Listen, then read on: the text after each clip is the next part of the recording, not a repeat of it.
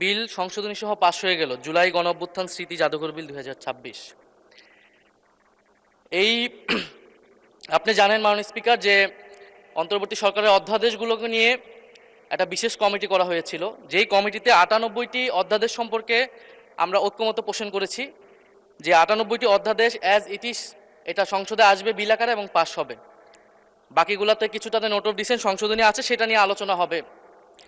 মাননীয় স্পিকার, এই জুলাই গণঅভ্যুত্থান স্মৃতি জাদুঘর বিল 2026 সেটা কিন্তু সেই 98টি অধ্যাদেশের একটি, যেটা নিয়ে সবাই ঐক্যমত ছিল, সরকারি দল বিরোধী দল, যে এই বিলটা যেভাবে অন্তর্বর্তী সরকারের সময় রচিত হয়েছে, গৃহীত হয়েছে, সেভাবে এটা পাশ হবে। এখন আজকে যখন এটি পাশ করার বা বিলটি উত্থাপনের সময় আসলো, দেখেন আধা ঘন্টা আগে একটা সংশোধনী দেওয়া হলো মাননীয় স্পিকার। এখানে সংশোধনী যে কেউ দিতে পারে মাননীয় স্পিকার, যে 98টাতে ঐক্যমত আমরাও করেছি, সেই 98টার প্রত্যেকটাতে আমরা আপত্তি এবং সংশোধনী দিতে পারতাম, কিন্তু এটা আমাদের মধ্যে একটা কনসেনসাস হয়েছিল যে এটা এই বিলগুলো নিয়ে আমরা কোনো প্রশ্ন তুলব না। এ কারণে কিন্তু মাননীয় স্পিকার সেই সব প্রত্যেকটা বিলে কিন্তু আমরা হ্যাঁ বলেছি, আমরা ঐক্যমত দিয়েছি।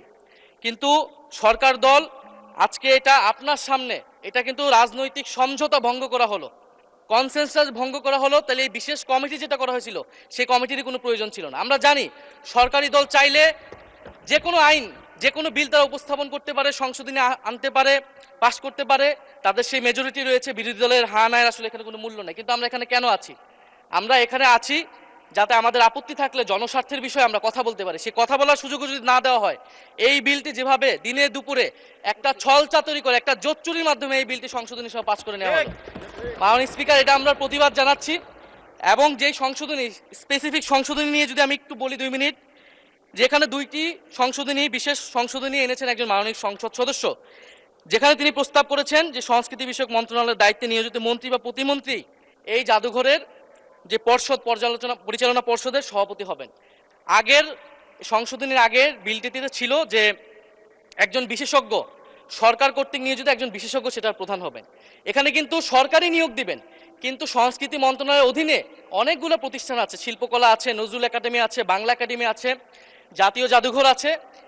এই প্রতিষ্ঠানগুলো কিন্তু, এটা মাননীয় স্পিকার আপনি যেমন রেওয়াজের কথা বলেন, এটাও কিন্তু রেওয়াজ, এখানে বিশেষ সংশ্লিষ্ট ব্যক্তি যাদের সাহিত্য, ইতিহাস, সংস্কৃতি এক্সপার্টাইজ আছে বা জাদুঘর নিয়ে এক্সপার্টাইজ আছে, তাদেরকে সেই দায়িত্বগুলো দেওয়া হয়। সেই ধারাবাহিকতাতেই জুলাই গণঅভ্যুত্থান স্মৃতি জাদুঘর, এটা কিন্তু কোনো শাখা জাদুঘর না, এটা একটা স্বতন্ত্র, একটা বিশেষায়িত জাদুঘর।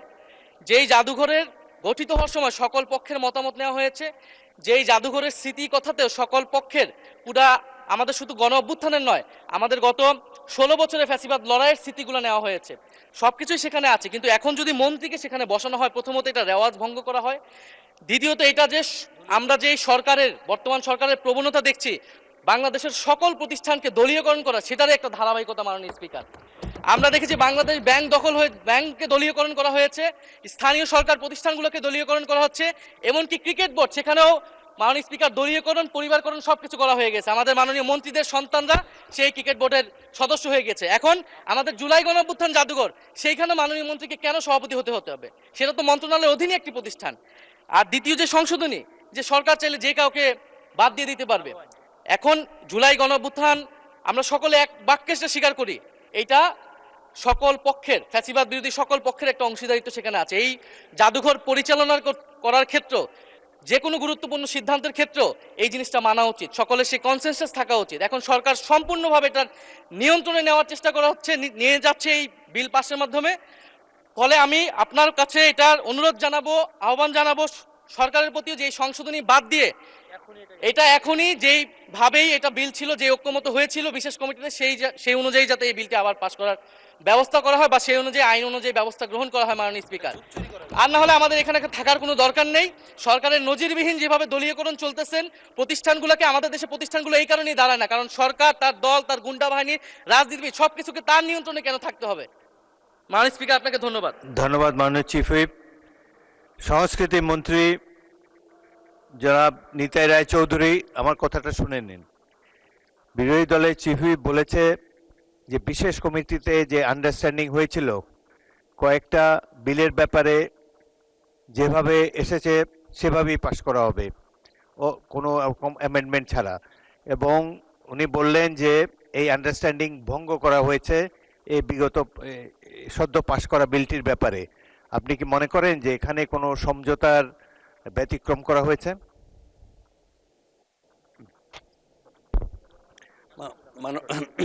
মাননীয় স্পিকার, ধন্যবাদ মাননীয় স্পিকার। মাননীয় স্পিকার, এখানে যে সমঝোতা হয়েছে বিশেষ কমিটিতে, আর আমরা আজকে যে সংশোধনীটা আমাদের মানে ওই একজন সদস্য আনিসুর রহমান উনি এনেছেন, মানে এটা ওনারাও যেভাবে আজকে দেখেছেন আমরা এইভাবে আজকে দেখেছি। এটা এমন না যে আমরা পূর্বের থেকে ছিলাম না, এটা হাততালি দেওয়ার কিছু নেই, আমি বলে নিই শোনেন।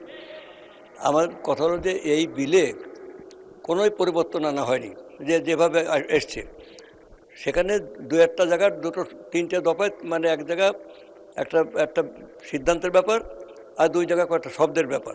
সিদ্ধান্তটা হচ্ছে এইভাবে যে মানে সংস্কৃতি বিষয়ক মন্ত্রণালয়ের যে পরিচালনার যে একটা পর্ষদ আছে, কাউন্সিল আছে, সে কাউন্সিলে বলা হয়েছে যে যে কোনো লোককে করা যেতে পারে।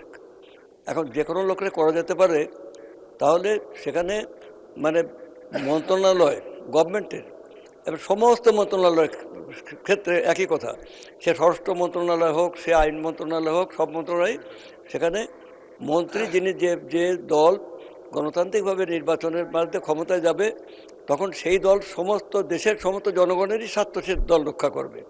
এমন না যে আমরা বিএনপির ভোটে জিতে এসছি, আমরা জনগণের ভোটে, তাই বলে আমরা শুধু বিএনপির কাজ করব। এই যে আমরা ফ্যামিলি কার্ড দিচ্ছি, আমরা কৃষি কার্ড দিচ্ছি, এখানে আপনার যে বিভিন্ন ভাতা দেওয়া হচ্ছে, সেখানেও তো আমরা বলা হয়নি শুধু বিএনপির লোক ফ্যামিলি কার্ড পাবে, শুধু বিএনপির লোক কৃষি কার্ড পাবে। শিক্ষা মন্ত্রণালয় থেকে যে উন্নয়ন হচ্ছে সেখানে শুধু বিএনপির লোক লেখাপড়া শিখবে, সেটা তো বলা হয়নি। এটা ভাবনাটা মাইন্ডকে একটু ব্রড করতে হবে। এখানে সিম্পল একটা কথা, যে উনি যে সংশোধনীটা এনেছেন সেখানে বলতে চেয়েছেন যে মানে যেখানে সবাইকে যে কোনো লোককে দেওয়া যেতে পারে, সেখানেই বরং মানে একটা নিয়ন্ত্রণহীনভাবে যে কোনো লোক সেখানে চলে আসতে পারে, এবং সেই জায়গা বরং এতটুকু নিয়ন্ত্রণ থাকবে দায়িত্বশীল সরকার, একটা গণতান্ত্রিক সরকারের পক্ষে। এটা বিরোধী দলের পক্ষে মনে রাখা উচিত যে আমরা nationalist government, the duty of A nationalist government is to protect our national interest, the duty of A nationalist government is to protect or is to safeguard our national economy. This is our fundamental right. আমরা Democratic government, আমরা জনগণের সমস্ত বৈচিত্র্যকে ঐক্যবদ্ধ করে আমরা দেশের সাথে জনগণের সাথে কাজ করব। আমরা এই হচ্ছে আমাদের নীতিগত অবস্থান, আমাদের সরকারের নীতিগত অবস্থান। এটা বারবার মাননীয় প্রধানমন্ত্রী তিনি এটা ক্লিয়ার করেছেন যে সবার সামনে। এখন আমাদের বক্তব্য হলো যে এখানে যদি এই নিয়ন্ত্রণটা বাইরের লোকের হাতে চলে যায়, এমনও তো হতে পারে আজকে যারা ওই পাশে বসে আছেন, কালকে তারা আবার ক্ষমতার এই পাশে আসতে পারেন, তখন তাদের একই কথাই তো প্রযোজ্য থাকবে। এটা তো কোনো মহাভারত অসহ্য হয়ে যাওয়ার কোনো কারণ নেই। যদি এটা বিএনপি মনে করেন যে আমরা দলীয়করণ করছি, এটা দলীয়করণ করার কোনো ইচ্ছা আমাদের সরকারের নাই, তারেক রহমানের সরকারের নাই, এটা আমরা বারবার আমরা। ধন্যবাদ মাননীয় মন্ত্রী, ধন্যবাদ। আইনমন্ত্রী আপনি কিছু বলতে যাচ্ছেন, বলুন। মাননীয় স্পিকার, আপনাকে ধন্যবাদ। মাননীয় স্পিকার, বিরোধী দলের চিফ হুইপ। মাননীয় মন্ত্রী, আমার একটা সিম্পল প্রশ্ন আছে। তারা যে অ্যাকিউজ করছে যে সমঝোতা ভঙ্গ করা হয়েছে, এটা ঠিক কিনা? সেটাই সেই জায়গায় আসছি। মাননীয় স্পিকার, উনি যে অভিযোগটা এনেছেন সেটা যেমন ঠিক, একইভাবে আমরা বিশেষ কমিটিতে যে সমঝোতা করেছি, সেই সমঝোতার ভিত্তিতে যখন এখানে আসবে, সেই সমঝোতার ভিত্তিতেই বিল উত্থাপিত হয়েছে। সেই সমঝোতার ভিত্তিতে বিল উত্থাপিত হওয়ার পর একজন প্রাইভেট মেম্বারের অধিকার থাকে কোনো সংশোধনী আনা, সেই অনুসারে প্রাইভেট মেম্বার সংশোধনী এনেছেন। সরকারের পক্ষ থেকে সমঝোতা, আমাকে একটু শেষ করতে দেন। আমি মাননীয় স্পিকার, আমি শেষ করি, তারপর ওনাদেরকে শোনার প্রয়োজন হলে বলবেন। ফলে সমঝোতার ভিত্তিতে যেটা এসেছে, সরকারিভাবে সমঝোতার ভিত্তিতেই প্লেস করা হয়েছে।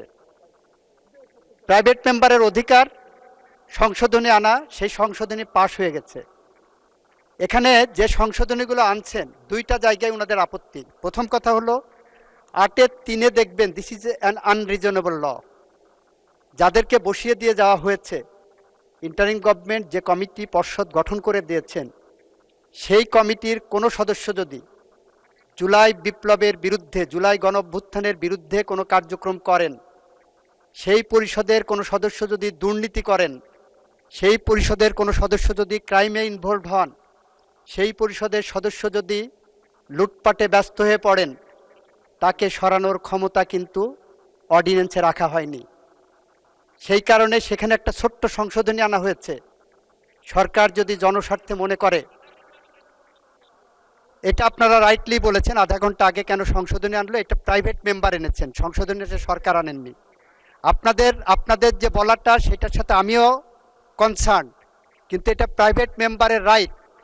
প্রাইভেট মেম্বারের, মাননীয় স্পিকার, প্রাইভেট মেম্বারের রাইট উনি এক্সারসাইজ করেছেন, আপনি অ্যাপ্রুভ করেছেন। তো আমি যেটা বলছিলাম, যে ছোট্ট সংশোধনীটা আনা হয়েছে 8-3, সেটা হলো যে কমিটি করে যাওয়া হয়েছে, সেই কমিটির নেচারটা এমন করা হয়ে গেছে যে তারা প্রফেটিক, তারা চুরি বাটপাড়ে লুটপাট কিচ্ছু করলে তাদের সরানো যাবে না, এটা কোনো রিজনেবল ল না। সেটা একটা জায়গা, হ্যাঁ আপনারা ঠিক, ওনারা যেটা বলছেন আগে আলোচনা হতে পারত, আমিও বিশ্বাস করে আলোচনা হতে পারত, কিন্তু এই সংশোধনী তো সরকার থেকে আনা হয়নি, প্রাইভেট মেম্বার থেকে আনা হয়েছে মাননীয় স্পিকার।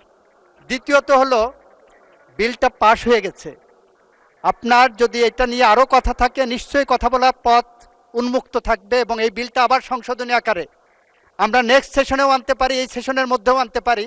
এইটা নিয়ে যদি ওনাদের কোনো আপত্তির জায়গা থাকে, দি floor is open, the discussion forum is open, আমরা সেই দিকে এগোতে পারি।